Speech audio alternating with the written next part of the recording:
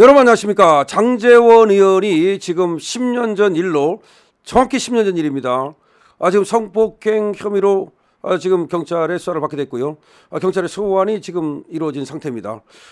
지금 뭐 증거가 있느냐? 아니, 호텔방에서 이루어진 게 무슨 증거가 있어? 없다. 그런데 그때 주고받은 카톡 문자가 있다. 주고받은 문자가 있다. 그 문자로 미루어 무슨 일이 있었다는 걸 알 수 있다. 그 다음에 또 그 여성이 사실은 비서랍니다. 그 장제원의 가족이 그 대학교를 갖고 있지 않습니까? 거기에 장제원이가 부총장인가를 한 적이 있는데 그 비서실에 그 비서랍니다. 근데 이제 회식이 있었고 디프리가 있었던 모양인데 그 이후에 이제 그런 일이 벌어졌다는 것이죠. 자, 그런데 그때 그 비서가 그 사건이 있었다고 하는 날 이후 일정 기간 출근을 하지 않았다. 그 다음에 그 비서가 성폭력 상담소를 가가지고 상담을 한 것이 있다. 뭐 이런 얘기들이 나옵니다. 그러면서 사실 장제원의 그런 행위가 있었던 것이 아니냐. 근데 왜 10년 만에 나오느냐 도대체. 아니, 그동안에 뭐 했느냐. 그동안에 또 고소가 있었다는 얘기도 있단 말이에요. 자, 그러면 글쎄요. 이게 무슨 말인지 모르겠는데 사실은 이것이 그냥 뭐 성추행 정도? 업무상 위력 정도? 라고 한다면 공소시효가 지났다고 봐야 되거든요. 근데 지금 얘기하는 것이 준강간치상 이런 얘기를 합니다. 준강간치상이라는 것은 강간에 준하는 행동을 해가지고서 상처를 입혔다는 말이거든요. 글쎄요. 준강간이라는 것은 이제 술을 먹고 나서 전혀 흐느적거리는 그런 여자를 갖다가 폭행 협박 없이 그렇게 이제 또 성적 행위를 할 때 그게 준강간입니다. 그래가지고서 상처를 입혔다. 글쎄요. 상처는 어디에 입혀도 상관없어요. 그러면 준강간이 되는데 준강간치상 혐의라고 하는 겁니다. 자, 어쨌든 근데 여기에 대해서는 장제원 의원이 극구 부인하고 있으니까 앞으로 지켜보기로 하고요. 근데 이 시점에 왜 이게 나오느냐? 이거에 대해서는 상당히 정치적인 음모가 깔려 있는 게 아니냐. 설사 그런 일이 있고 없고를 떠나서 시점의 문제죠. 자, 그런데 이철규 의원의 아들도 또 터졌습니다. 이철규 의원의 아들은 마약 문제입니다. 근데 이게 처음에는 이철규 의원의 아들이다. 근데 무슨 던지기 수법으로 누가 던져놨는데 그걸 찾으려고 하다 들켰다. 뭐 그 정도로만 알았어요.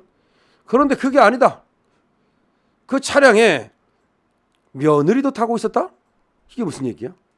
그러면 마약을 갖다가 아들만 하는 게 아니라 며느리도 한다는 말인가요?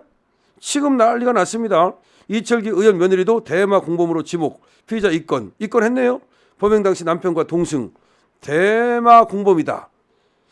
경찰 조사에서 가족관계 묻는 말에 시아버지가 이 의원 진술. 이 며느리를 불러서 경찰에서 조사를 했는데 그냥 가족관계를 물으면 거기다 대답 안 할 수도 있거든요. 하기 싫으면 안 해도 되는 거예요. 근데 우리 시아버지가 국회의원입니다. 철없는 며느리인가요? 아니면 우리 시아버지가 국회의원입니다라고 하면은 이게 뭔가 유리하다고 생각을 했나요? 글쎄요. 그건 모르겠습니다. 자, 속보입니다. 액상 대마를 구하려다 적발된 국민의힘 이철규 의원 아들을 수사 중인 경찰이 며느리도 공범으로 지목해 함께 피의자 입건한 것으로 확인됐다. 이거 큰일 났네 이거. 이철규 말이야. 내가 할 말이 많은데 이철규 정말 여러 가지 진짜 안 좋은 소문이 많았습니다. 그래서 그런가요? 뭐 어쨌든 이 아들한테 무슨 뭐 음식점인가 뭔가 카페인가 뭔지 모르겠어. 여의도에서 뭐 개업을 했다 이런 얘기도 있었고 이철규가 이렇게 저렇게 정말로 권력 관계에 연루가 돼 있다는 말도 있었고 하여튼 간에 뭐 그렇게 훌륭하진 않다는 말도 있었고 뭐 요 정도만 하겠습니다 일단은. 그런데 어쨌든 간에 이 아들이 며느리와 함께 이렇게 속을 썩이면 야, 이철규도 이제 화양연화는 갔나요? 화양연화 갔습니까? 윤석열 대통령 옆에서 말이죠. 윤석열 대통령을 좀 더 잘 지켰어야 된다는 얘기가 많습니다. 뭐 한간에서는 그래도 뭐 윤석열 대통령이 선발이 되지 않았느냐. 선발만 되면 뭐합니까? 선발 플러스 말이죠. 윤석열 대통령을 정말로 다른 간신들이 못 오게 막고 말이죠. 자기도 간신 노릇하지 말고 측근이면 측근답게 그렇게 했어야 된다는 말이 있는데 어쨌든 간에 그건 그렇고 이것도 역시 왜 이 시점이냐.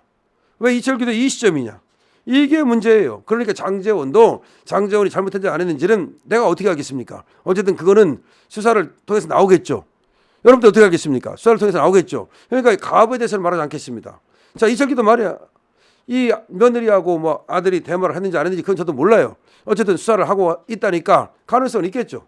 자, 근데 그것이 뭐 아들이 그렇게 하는 걸 어떻게 하느냐? 맞아요. 그런데 어쨌든 간에 이 사건이 왜 이 시점에서 터지느냐는 거지. 자, 이게 서초경찰서가 조사를 하고 있답니다.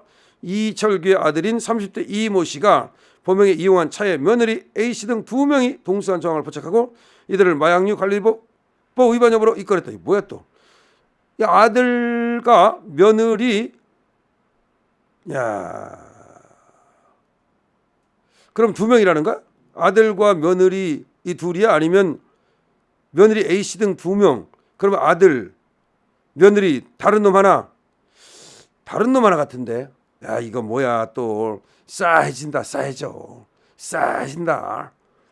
경찰은 인근 폐쇄로 영상을 분석해서 범행에 이용된 차종과 차 번호를 파악하고 부부의 신원을 특정했다. 이 차를 렌터카했던 것으로 조사가 됐고 A씨는 첫 언론 보도 직후 이뤄진 경찰 조사에서 가족관계를 묻는 말에 시아버지가 이의원이라고 진술을 했다. 이 씨는 지난해 10월 이른바 던지기 수법으로 서초구 주택가 화단에 묻힌 액상 대마를 찾으려다 미수에 그친 혐의를 받는다. 던지기 수법으로 대마를 구입하려고 했군요. 경찰은 올해 1월 3일 이 씨의 신원을 확인해 53일 만인 지난달 25일 이 씨 부부 등을 검거했다.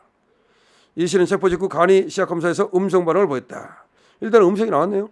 경찰은 국립과학사연구원의 이 씨 부부의 소변과 모발에 대한 정밀 감정을 의뢰해서 결과를 기다리는 한편 범행 계획 공모 여부 등을 조사 중이다. 통상 모발 검사는 머리 길이에 따라 3 내지 6개월, 소변은 일주일 내에 투약 여부를 확인할 수 있다. 머리를 짧게 밀면 1개월 이내이지만 이 씨는 머리를 밀진 않은 것으로 전해졌다. 그럼 3개월 내지 6개월 동안에 만약에 이 마약을 했다면 그렇다면 다 나온다. 이 씨는 과거에도 대마 흡입 혐의로 적발돼서 불기소 처분을 받은 기록이 있다. 과거에도 그런 기록이 있다. 경찰의 관계자는 이 의원이 경찰에 연락한 적이 있느냐는 질문에는 제가 받은 것은 없다고 답했다. 이 의원은 경찰 치안정감 출신이다. 그러니까 이철규가 경찰 출신이다 이 말이에요.